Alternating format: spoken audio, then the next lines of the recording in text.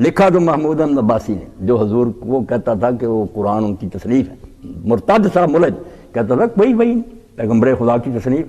جمعہ نہیں پڑھتا تھا، نماز نہیں پڑھتا تھا، وہ مولانا عبدالرشید نعمانی دیوبندی لکھتے، میں جاتا تھا مردود کے پاس، بے دین تھا، چینی سفارت خانے میں وہ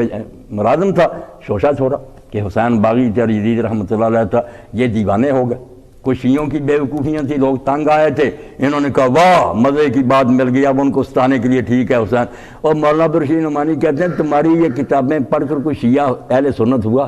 ایک بھی نہیں، یہی کتابیں اسٹیجوں پر دکھا کر انہوں نے لوگوں کو شیعت کی طرف کر لیا کہ یار ان کا پردہ سنیوں کا کھل گیا، یہ امام حسین کو نہیں مانتے، الٹا اپنی بدنامی کرا لی، کچھ نہیں ملا، اپنے عقیدے خراب کر لیے۔ حالانکہ ہم حضرت ابوبکر علی عمر عثمان کی طرح علی کو بھی مانتے تھے، حسین رضی اللہ عنہ کو مانتے تھے، ایسی بدماشی پھیلائی، نہ حدیثوں کی طرف آتے ہیں، رسالے لیے پھرتے ہیں کہ فیض عالم نے لکھا یہ، اور رسالے بیٹا جس نے بھی لکھا آ جائے میرا بچہ، وہ کتاب ہاتھ میں لے لے، نکال دیں گے کتابوں جن سے انہیں حوالے دی۔ اب تہذیب التہذیب امام حیدر کی 12 جلدوں میں راویوں پر یزید بن معاویہ کا نکالیں،